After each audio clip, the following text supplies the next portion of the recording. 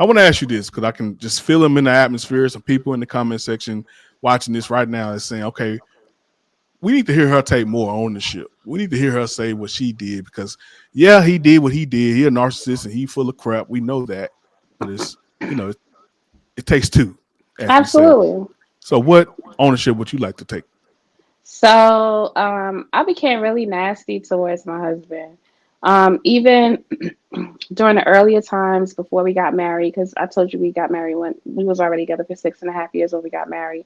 So when I found out about, multiple women back in the day, and I I never got over it. I wasn't forgiving him. The more he did, the more, I would just push it in the back of my mind because obviously I wanted to stay with him and I wanted to get married and I didn't want to be with no one else. I wanted to raise our children together. But I wasn't forgiving him for the things that he was doing, even though I would say out of my mouth, I forgive you. But really, I wasn't forgiving him. And it showed because I just became really disrespectful to him. And he would say it to me like, "You're not respecting me. I'm the man in this relationship." And I would be very nasty. I would call him all type of names. I would curse him out. Um, and that was the biggest part I played in on my behalf. That's what I did that he really didn't like. Yeah.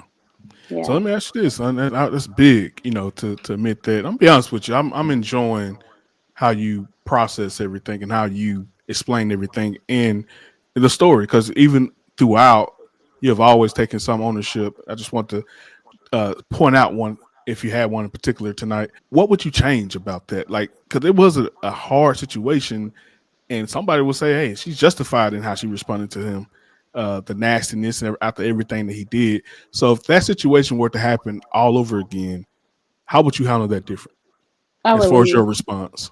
You I would believe? leave. Yeah. Because just now that I have experienced it and I know what come of it. If you with a cheater and he you done caught him cheating one, two, three, four, 5 times, it's not going to change. It's not, especially if you're sweeping it under the rug. You're not getting through it together and seeing why he did it in the beginning and what can be changed and how it can never happen again. We weren't working through it. It was just, yeah, I did it. I'm sorry. You forgive me. Let's move on until the next time, until it happens again and again and again. So no, I would not stay through that. You cheat, I'm out. You cheat, I'm out. You hear that, fellas? You better be ready. No, I'm just joking. So, you At did. least don't let me catch you. Yeah, you better hide it well. But so let me say this. Let me ask this. I should say because we talked about the restraining order. We talked about how he threatened, to get your family out, things of that nature. We talked about that being the last straw for the family. Was that the last straw for you? If not, what more happened after that? So it gets deeper. I can, I didn't finish my series on my own channel, so I really don't want to talk too much about it. No But doubt. yes, it got deeper. So after that happened, obviously I'm a nurse, so you can't have assault and battery, DV case, DV charges, and all of that stuff. You can lose your license, or they can get suspended or whatever. So I filed for divorce. Immediately the next day after all of that happened, and he called the cops on me again, and he got the order of protection on me. I took $7,500 cash, and I went to a lawyer, and I filed for divorce. Um, but as after a few weeks, I'm like, he's not dropping these DV cases. I need to rethink this. So, I know he didn't want a divorce, so I kind of had to talk to him and basically to get him to drop the charges on me, the order of protection and domestic violence charge. We got back together. It got worse because now I'm looking at you sideways. Like my sister's gone. You didn't allow me to grieve her properly. You disrespected her even when she passed not even 5 minutes after she took her last breath. He started with me in the house. It was a whole showdown while my sister dead body was in the living room. My nephew father, him fighting, my mom crying. I don't know. Like I felt like I was about to pass out. I was having heart palpitations. I didn't know what to do. So, um, yeah. That's super tough. That's super tough. And so you finally pulled that trigger and chose, to go ahead and do divorce. due to Yeah. divorce.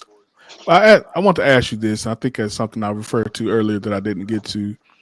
Um, I said in my video that just as a mode of accountability, that I believe you for a portion of your sister's illness Mm. that you neglected your family. How'd you feel about me saying that, and what is your response to that?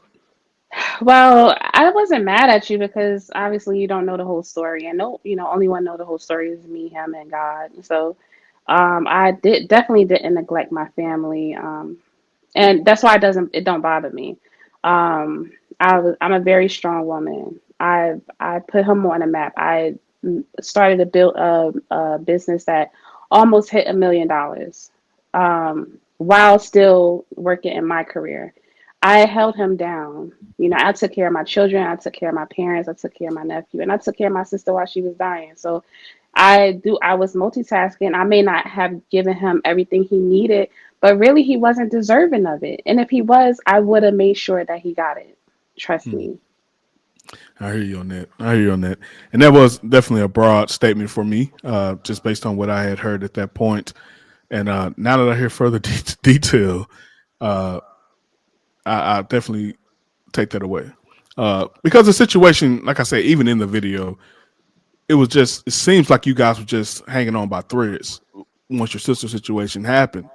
And so definitely just hearing the context, it makes more sense. But let me ask this: so did he ever have a job or ever, support other than the Hmm. trucking company? Or Yeah, so he was working when we was in Jersey or whatever. He had multiple jobs. gotcha. And he was doing really well before we left. He was a supervisor at the airport for a company who flew the planes. And it kind of went downhill, like I said, when we moved down here. It's just like he wouldn't work. He didn't want to get on the road. He didn't want to do anything. He would just stay in the house, and I would just go out and work. And mind you, I had like a newborn baby. My baby was only 3 months when we moved down here. Hmm. Like I said, I was sick. I had lupus. I had a flare. I kept catching flares back to back. I was in and out of the hospital. Then I was traveling. I would get out of the hospital and go to work. I wasn't spending any time with my new baby.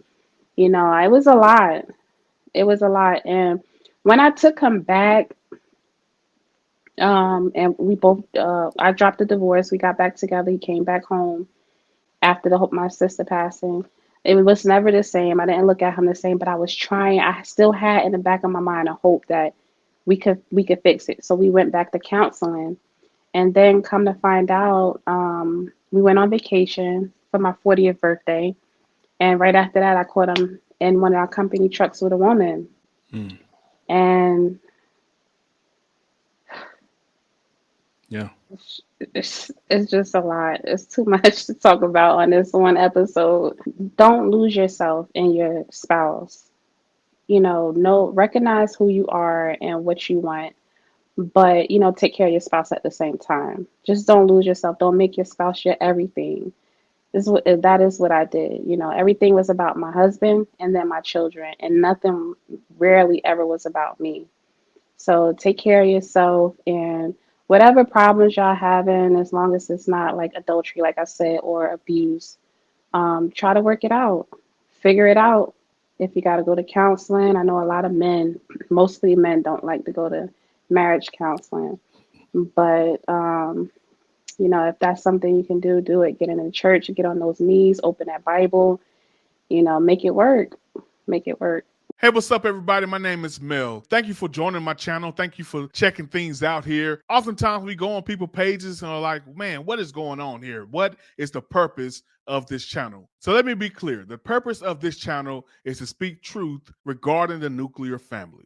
And when I say truth, I'm not saying my truth, not your truth, but the Lord's truth. All about the word, all about the ways and the will of God. What does he have to say about the nuclear family? And I believe the generations of today, whether it be Gen X, millennials, Gen Z, Gen Y, whatever the case may be, I believe now we have a very toxic relationship regarding marriage, regarding family, regarding having children. We're in a toxic dynamic as we speak. And honestly speaking, a lot of the answers that we're looking for in our community, a lot of the cures and a lot of the answers would come from a proper, fulfilled family home. If you go down the line of everyone's individual trauma, there you will find some negligence or some type of issue that they had with their parents. So here on this channel, we address those things head on. We don't place fear in those issues and avoid the topic. We do what Jesus did. And when he said, don't assume that I came for peace, but I came with a sword. I came to turn family members against family members if it means you following me. If you have to cut them off, if you have to address them and have arguments for you to follow me, so be it. And I think at this point in our society, we're at the so be it stage. So here at Life Coaching by Mel, I'm all about bringing healing to that. And the number one way to do that is have honest conversations. So if that's something you like, that's something you're into, that's something you really want to be a part of, be sure to hit that subscribe button. Be sure to comment. Let me know what you think about everything. I do my best to respond as often as I can. I want to hear from you guys. This is not about me. It's about healing our nation, healing our states, healing our cities, healing our community, healing our homes. Love you guys. Take care. Let's go.